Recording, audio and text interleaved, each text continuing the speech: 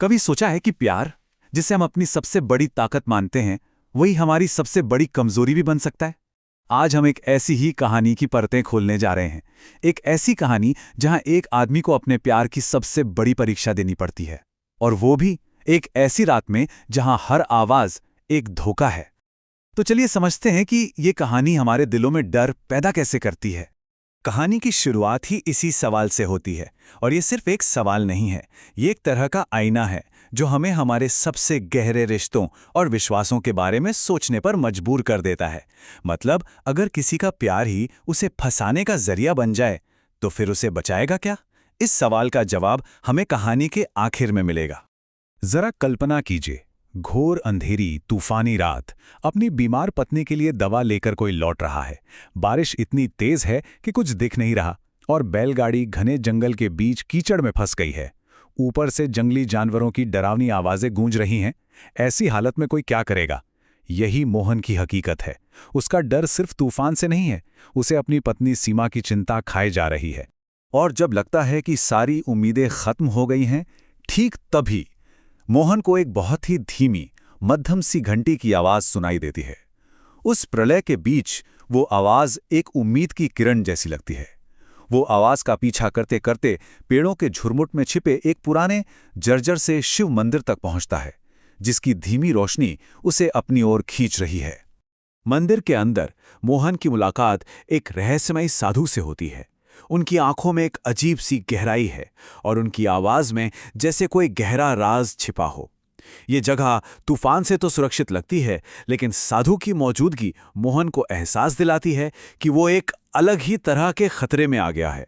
एक ऐसा खतरा जो शायद बाहर के तूफान से कहीं ज्यादा भयानक है। और यहां आता है कहानी का सबसे जरूरी हिस्सा। साधु मोहन को 3 नियम बताते हैं। पहला, आधी रात के बाद दरवाजा नहीं खोलना। दूसरा, कोई भी आवाज सुनो उसे अनसुना कर देना, खासकर अगर वो किसी अपने की लगे। और तीसरा, जो सबसे जरूरी है, अपने दिल और कानों से ज्यादा अपनी श्रद्धा पर विश्वास करना। ये सिर्फ नियम नहीं है, ये जिंदा रहने के मंत्र हैं। साधु की ये बात सुनकर मोहन के रोंगटे खड़े हो जाते हैं। अब उसे साफ हो जाता है कि वो सिर्फ एक तूफान से नहीं, बल्कि किसी अनदेखी शक्ति से भी लड़ रहा है। ये चेतावनी कहानी का रुख ही बदल देती है। असली खतरा बाहर की बारिश में नहीं, बल्कि मंदिर की दहलीज के ठीक उस पार इंतजार कर रहा है। तो ये कोई साधारण भूत प्रेत नहीं है, ये एक छलावा है। एक ऐसी शक्ति जो आपके मन के सबसे गहरे कोने को पढ़ सकती है। वो जानती है कि आपका सबसे मजबूत रिश्ता कौन सा है, और फिर उसी रिश्ते को, उसी प्यार को आपके खिलाफ एक हथियार की तरह इस्तेमाल करती है। ये पूरा खेल भरोसे को तोड़ने का है। और फिर आधी रात को वो परीक्षा शुरू होती है। मोहन को अपनी पत्नी सीमा की आवाज सुनाई देती है। वो दर्द में कराह रही है, मदद के लिए पुकार रही है। सोचिए, क्या कोई अपनी पत्नी की ऐसी आवाज सुनकर दरवाजा नहीं खोलेगा, भले ही उसे पता हो कि ये एक जाल हो सकता है? और ये स्लाइड दिखाती है उस युद्ध को जो मोहन के अंदर चल रहा है।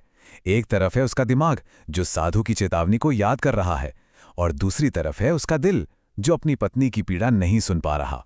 ये तर्क और भावना के बीच की एक जबरदस्त लड़ाई है, और इस लड़ाई का नतीजा ही उसकी किस्मत तय करने वाला है। मोहन का दिल जीत जाता है। वो दरवाजा खोलने के लिए उठ खड़ा होता है, लेकिन तभी साधु उसे पकड़ लेते हैं। और जैसे ही साधु उसे रोकते हैं, बाहर की वो प्यारी, दर्द भरी आवाज अचानक बदल जाती है। अब वो एक मीठी पुकार नहीं, बल्कि एक डरावनी, गुस्से से भरी फुसफुसाहट है जो साधु को चुनौती देती है, उसे मेरे पास आने दे। इस भयानक आध्यात्मिक युद्ध में 2 ढाल मोहन की रक्षा कर रही हैं। पहली, साधु के मंत्रों का जाप, जो एक तरह का अदृश्य सुरक्षा कवच बना रहा है। और दूसरी, मंदिर की वो पवित्र दहलीज, वो लक्ष्मण रेखा जिसे कोई भी अपवित्र शक्ति पार नहीं कर सकती। ये आस्था का वो किला है जिसे अंधकार भेद नहीं सकता। जैसे तैसे रात कट जाती है। तूफान थम चुका है और सुबह की पहली किरणें जंगल को रोशन कर रही हैं। लेकिन रात का खौफ अभी बाकी है। अब वक्त है उस रहस्य से पर्दा उठाने का कि वो आवाज आखिर थी किसकी। सुबह होते ही साधु मोहन को बाहर ले जाते हैं, और वहां जो कुछ है वो मोहन की जिंदगी हमेशा के लिए बदल देने वाला है। कीचड़ में मौजूद सबूत चीख चीख कर गवाही दे रहे हैं कि रात का वो खौफ कोई सपना नहीं था, बल्कि एक कड़वी हकीकत थी।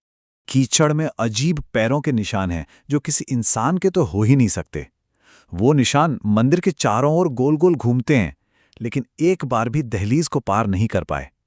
और दरवाजे के पास के मिट्टी पर लंबी टेढ़ी मेढ़ी उंगलियों के निशान हैं, जैसे कोई पूरी रात दरवाजे को खरोचता रहा हो। तब साधु उस आत्मा की दुखद कहानी सुनाते हैं। ये कहानी उस औरत की है जिसने अपने प्यार के लिए सब कुछ खो दिया। उसका पति जो लकड़हारा था, एक तूफानी रात में जंगल में खो गया और कभी नहीं लौटा। वो बेचारी उसका इंतजार करती रही और इसी इंतजार में उसका दुख पागलपन में बदल गया और उसने जंगल में ही दम तोड़ दिया।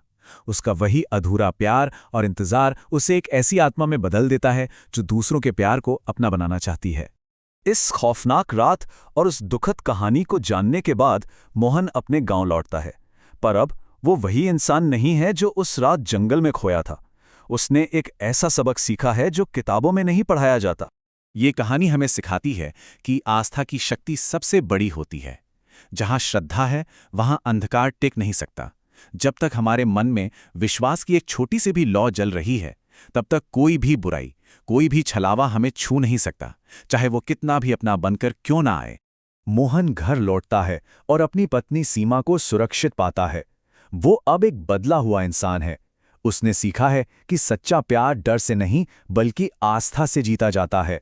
वो भयावह रात एक याद बन जाएगी, लेकिन उससे मिला सबक उसकी आत्मा का हिस्सा बन चुका है।